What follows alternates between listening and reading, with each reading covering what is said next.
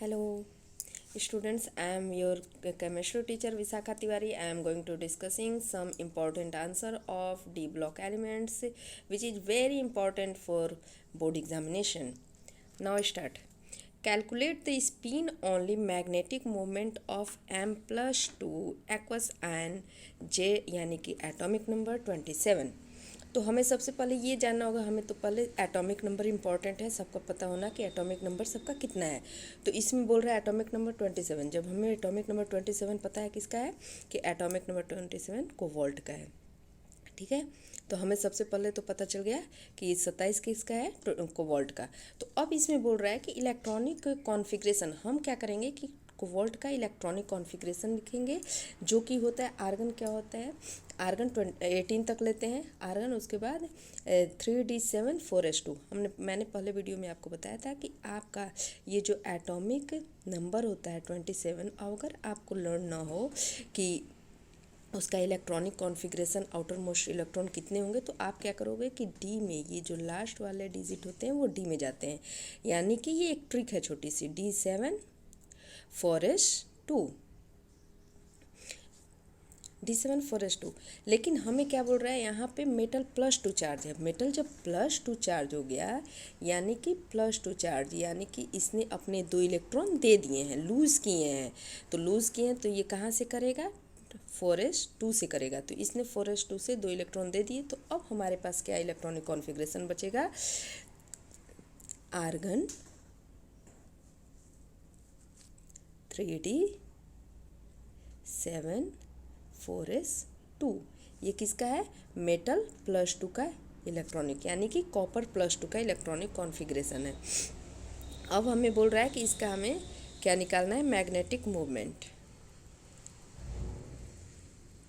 तो अब हम क्या करेंगे, इसके लिए ऑर्बिटल बना लेंगे। हमें पता है कि डी में कितने, डी सबसेल में कितने होते हैं 5, 1 2 3 4 5। तो हमें कितना 7 भरने हैं, फिल करने हैं 1 2 3 4 5 6 7। ये तो पता है, पहले क्लॉक वाइज होता है उसके बाद एंटी क्लॉक। 4s हमारा ऑर्बिटल अनफिल्ड है, ठीक है। अब इसमें क्या है, अब इसमें हम देखते हैं कि +2। अब इसमें देखते हैं हमारे कितने, इट हैज़ 3 अनपेयर्ड इलेक्ट्रॉन्स। कितने अनपेयर्ड इलेक्ट्रॉन इसमें 3 हैं। तो हमारा एक फार्मूला होता है इस मैग्नेटिक मूवमेंट निकालने का कि mu is equal to √n × n+2, जहाँ पे n क्या है हमारा, number of unpaired electron, number of unpaired electron. तो अब हम देखते हैं कि नंबर ऑफ अनपेयर्ड इलेक्ट्रॉन हमारे यहाँ पे कितने हैं, 3 हैं। तो हम इसको फार्मूला में बैठा देंगे। तो फार्मूला में जैसे ही बैठाएंगे तो हमारा क्या होगा, 3 × 3+2। तो ये हो जाएगा √3 × 5।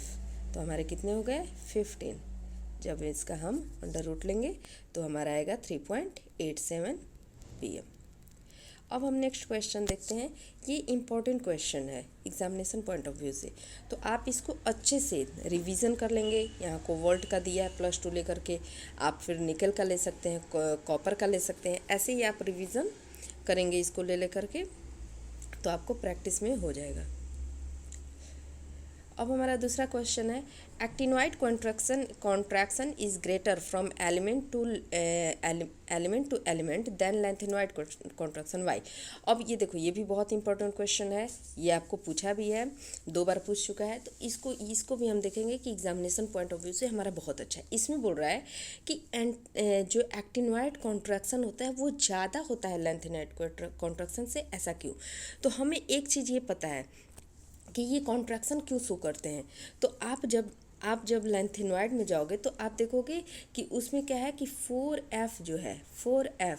तो हमें पता है कि शिल्डिंग इफेक्ट जो होता है, शिल्डिंग इफेक्ट क्या करता है, शिल्डिंग इफेक्ट जो होता है इस अच्छा शो करता है, उसके बाद P होता है, उसके बाद D होता है, उसके बाद F होता है। F हमारा जो होता है पुअर शिल्डिंग इफेक्ट दिखाता है। इसको पुअर शिल्ड यानी कि जैसे आप देखोगे कि जब आप जैसे मान लो कि आप टीवी देख रहे हो और टीवी के सामने, ये टीवी हमारा, टीवी के सामने हमने हल्की हल्की कोई कर्टन डाल दी पतली सी, तो हमें क्या होगा, धुंधला दिखेगा, दूर से धुंधला दिखेगा। तो वैसे ही आप समझ लो कि इसमें क्या होता है कि ये हमारा न्यूक्लियस है, ये हमारे एस हैं, पी हैं, डी है और एफ है। तो एफ क्या करता है, एफ का पुअर सीडिंग इफेक्ट लगता है। तो जब पुअर सीडिंग इफेक्ट लगता है तो हमारा जैसे जैसे लेंथेनॉइड में क्या होता है कि हम जब लेंथेनॉइड में लेंथेनम टू ल्यूटेटियम जाते हैं तो हमारा एटॉमिक नंबर तो बढ़ता है, तो एटॉमिक नंबर बढ़ेगा तो हमारा चार्ज भी बढ़ेगा। चार्ज जब बढ़ेगा तो ये क्या करेगा कि इस वाले एफ ब्लॉक 4F को ये क्या करेगा कि अपनी तरफ खींचेगा। जितना अपनी तरफ खींचेगा तो ये क्या होगा कि इसकी पुअर सीडिंग इफेक्ट होती है, तो ये क्या होगा, इसकी तरफ खींचा चला जाएगा और इसकी साइज जो होती है छोटी होती चली जाएगी, छोटी होती चली जाएगी। तो ये क्या हो गया कि ये कॉन्ट्रैक्ट कर जाता है। तो वैसे ही क्या होता है कि जब 4F में इतना ज़्यादा हो रहा है, लेंथेनाइड में 4F में इतना ज़्यादा हो रहा है, तो हमें पता है कि एक्टिनॉइड्स कहाँ होता है, एक्टिनॉइड्स में 5F होता है, 5F होता है। तो 4F के कंपैरिजन में 5F जो होता है उससे भी ज़्यादा पुअर शेडिंग इफेक्ट दिखाता है, जिसकी वजह से क्या होता है कि इसका एटॉमिक रेडियाई और आयोनिक रेडियाई एक डिक्रीज़ करते जाता है, कॉन्ट्रैक्ट करते जाता है। इसलिए हम बोल सकते हैं इसमें कि इसमें क्या होता है, एक्टिनॉइड में लेंथेनॉइड के कंपैरिजन में ज़्यादा कॉन्ट्रैक्शन शो करता है। इसको हम लिखेंगे कैसे, इसके लिए भी देख लेते हैं कि the decrease of contraction in atomic radii as well as ionic radii in actinoids elements is more as compare to lanthanoid contraction because 5F electron have poor shielding effect. This is the important reason. Okay, compared to 4F electron. Therefore, the effect of increased nuclear charge leading to contraction in size is more in case of actinoids contraction. इसको आप अच्छे से पढ़ लेना बेटा, ये बहुत ही इंपॉर्टेंट है। नेक्स्ट क्वेश्चन हमारा आ जाता है, what happen when NH4 whole twice Cr2O4 is heated. अब जब इसको हीट करते हैं तब क्या होता है, ये एक नंबर में क्वेश्चन पूछ सकता है। तो आप देखोगे कि जब हम NH4 होल ट्वाइस Cr2O7 को हीट करते हैं तो नाइट्रोजन जो होता है निकल जाता है, नाइट्रोजन निकल जाएगा प्लस H2 निकल जाएगा और Cr2O3 क्रोमिक ऑक्साइड अलग हो जाएगा। ये भी एक इम्पॉर्टेंट क्वेश्चन है। अब हम देखते हैं अगला हमारा क्या है।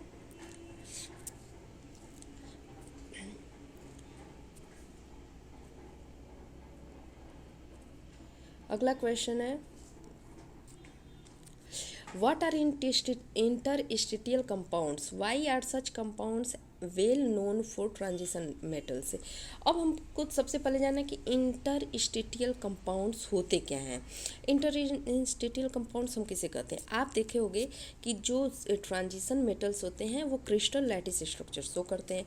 तो उसमें क्या है, हम देखते हैं कि कोई भी मेटल, मान लो हमारा रूम ही है, रूम को हमने किसी बॉल से भर दिया, ये हमारा रूम है, रूम को हमने बॉल से भर दिया, ठीक है, बॉल से भर दिया। लेकिन आप क्या देखोगे कि जैसे ही हम रूम को बॉल से भरते हैं तो उसमें बीच बीच में क्या होता है, गैप रह जाता है, वो अच्छे से क्या होता है, फुल फिर बीच में गैप हो जाता है। इसी गैप को जब हम किसी भी स्मॉल एटम के एलिमेंट से हम इसको भरते हैं तो ये क्या हो जाता है, पहले इतना मतलब टाइटली बॉन्ड नहीं था, लेकिन जब हम किसी स्मॉल स्मॉल एटम के एलिमेंट से भर देते हैं तो ये पूरा क्या होता है, भर जाता है।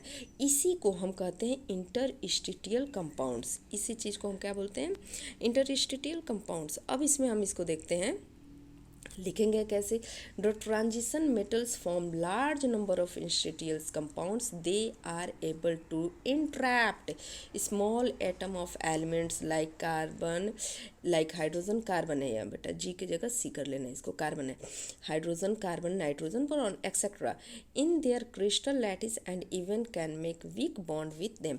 अब इसमें क्या होता है, आप देखोगे कि इस जब इंटरस्टिशियल कंपाउंड्स बनाते हैं तो ये छोटे छोटे जो हमारे गैप रह गए थे, जो बीच में हमारे गैप रह गए थे, उसी गैप में इंट्रैप्ट हो जाते हैं, बंध जाते हैं अच्छे से।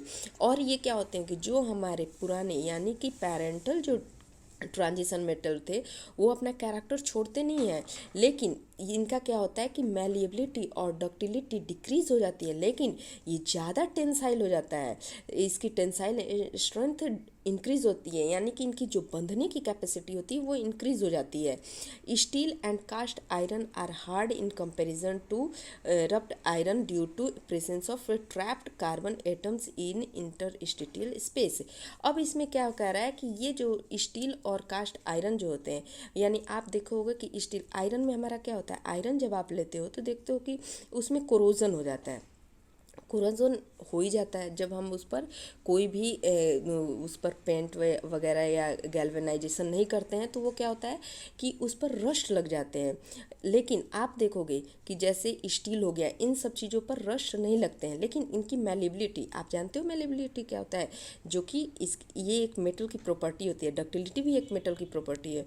मेलेबिलिटी, डक्टिलिटी, ये आपको जानना इंपॉर्टेंट है। मान लीजिए पूछ लेगा कि आप मेटल्स के या ट्रांजिशन मेटल्स के प्रॉपर्टीज़ बताएं, तो उसमें भी आपको ये इंपॉर्टेंट करेगा। मेलेबिलिटी होता है कि किसी भी चीज़ को जब हम पीट पीट करके पतला कर लेते हैं, उसे उस प्रॉपर्टीज़ को मेलेबिलिटी बोलते हैं। और डक्टिलिटी जब हम रॉड लाइक स्ट्रक्चर, यानी कि किसी भी तार लाइक स्ट्रक्चर जब बना देते हैं तो उसे हम डक्टिलिटी कहते हैं। तो इसमें क्या होता है, ये चीज़ तो घट जाता है, मेलेबिलिटी और डक्टिलिटी तो जब फॉर्मेशन हम करते हैं इंटरस्टिशियल कंपाउंड्स का, वो तो घट जाता है, लेकिन टेंसाइल स्ट्रेंथ इसका बढ़ जाता है। यानी कि उसमें जो जैसे आप देखोगे कि उसकी दृढ़ता हम बोल सकते हैं, टेंसाइल स्ट्रेंथ उसकी दृढ़ता उसकी बढ़ जाती है ट्रैप्ड होने के कारण। ये भी बेटा एक इम्पोर्टेंट क्वेश्चन है, ये भी मैं देखी हूँ कितनी बार पूछा गया है पेपर में, तो आप इसको भी अच्छी तरह से कर लोगे। मैं अगला वीडियो बनाऊंगी जिसमें कि पिक्चर के साथ आपको दिखा दूंगी। अब नेक्स्ट क्वेश्चन है, describe the preparation of potassium dichromate from iron chromite ore, what is the effect of increasing pH on a solution of potassium dichromate. अब एक क्वेश्चन है, इससे भी क्वेश्चन एक आता है कि पोटेशियम डाइक्रोमेट का फॉर्मेशन कैसे किया जाए। तो यहाँ ले रहा है आयरन क्रोमाइट ओर से कैसे बनेगा और उसके पीएच का क्या इफेक्ट होगा। तो हम देखते हैं, यहाँ पे लेते हैं, potassium dichromate is prepared from chromate which in turn is obtained by the fusion of chromite ore यानी कि Fe। क्रोमाइट ओर किसको बोल रहा है, FeCr2O4, ये हमारा हो गया क्रोमाइट ओर विथ सोडियम या पोटेशियम क्रोमेट। यहाँ हम सोडियम क्रोमेट लिए हैं, पोटेशियम क्रोमेट भी ले सकते हैं। In free access of air, ये एयर हमारा हो गया। The reaction with sodium carbonate अगर, अब कैसे रिएक्शन होता है, तो हम देखते हैं कि Na2Cr O4, यानी कि इसका Na2 आ जाएगा और CrO4 ले लेंगे, Na2 और CrO4। उसके बाद मिलता है हमें 2Fe2O3 प्लस CO2। ये रिएक्शन है, आप इसको करने के बाद बैलेंसिंग कर लेंगे, जो कि आपको मुझे उम्मीद है कि आता ही होगा बैलेंसिंग करने नहीं आता होगा तो आप, ये इम्पॉर्टेंट क्वेश्चन है, ऐसे भी देख सकते हैं कि इसमें 4 8 7 है, 8 2 8 है, यानी कि 4 FeCr2O4, 8 Na2CO3 और यहाँ पे 7 O2 है। इसके बाद 8 Na2Cr2O4, 2 Fe2O3 और 8 CO2, यानी कि गैस निकल रहा है, CO2 गैस निकल रहा है। अब इसका आप देखेंगे कि ये हमारा जो सोडियम कार्बोनेट है वो कैसा होता है, येलो सॉल्यूशन होता है। और ये क्या, इसकी एक और खासियत है कि वो वाटर सॉल्युबल होता है, इस फिल्टर एंड, ये वाटर सॉल्युबल होता है, तो इसको हम फिल्टर करेंगे and acidified with sulphuric acid to give a solution from which orange sodium dichromate can be crystallised. ये ऑरेंज, ऐसे तो ये क्या होता है, वाटर सॉल्युबल होता है, लेकिन जब हम इसे क्या कर रहे हैं कि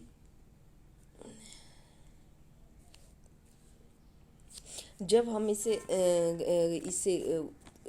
एसिडिफाइड कर दे रहे हैं, एसिडिफाइड मतलब इसमें डाइल्यूट सल्फ्यूरिक एसिड डालेंगे, तो सल्फ्यूरिक एसिड का H प्लस यानी कि 2H प्लस ले लेते हैं, तो Na2CrO4 सोडियम क्रोमेट जो कि येलो कलर का है, जब हम एसिडिफाइड करते हैं तो उसका एसिडिफाइड यानी कि H2SO4 के प्रेजेंस में इसको ईट करते हैं तो उसमें का 2H प्लस आ जाता है, और ये क्या करता है, हमें देता है सोडियम डाइक्रोमेट Na2CrO7 दे देता है प्लस 2Na प्लस H2O।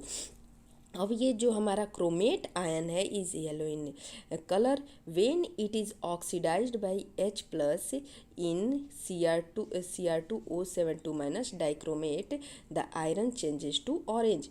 इसका कलर तो था येलो, लेकिन चेंज किस में हो गया, ऑरेंज में चेंज हो गया, ऑरेंज कलर में चेंज हो गया। अब हम देखेंगे कि sodium dichromate is more soluble than potassium dichromate. जो हमारा सोडियम कार्बन डाइक्रोमेट है वो मोर सॉल्युबल है than potassium dichromate. The latter is therefore prepared by treating the solution of sodium dichromate with potassium chloride. अब इसको हम क्या करेंगे, सोडियम डाइक्रोमेट जो हमारा है उसे हम पोटेशियम क्लोराइड के साथ हीट करेंगे तो हमारा क्या हो जाएगा, पोटेशियम डाइक्रोमेट मिल जाता है और सोडियम क्लोराइड निकल जाता है। The orange crystal of potassium dichromate crystallize out the chromates and dichromates depending upon pH of solution। ये जो हमारा क्रोमेट्स और डाइक्रोमेट्स है वो हमारे pH सॉल्यूशन के pH पर डिपेंड करता है। अगर हमारा pH पोटेशियम डाइक्रोमेट का बढ़ेगा, इंक्रीज करेगा, तो it is converted to yellow potassium chromate, yellow potassium chromate में चेंज हो जाएगा। ये हमारा रिएक्शन है। इसमें देखते हैं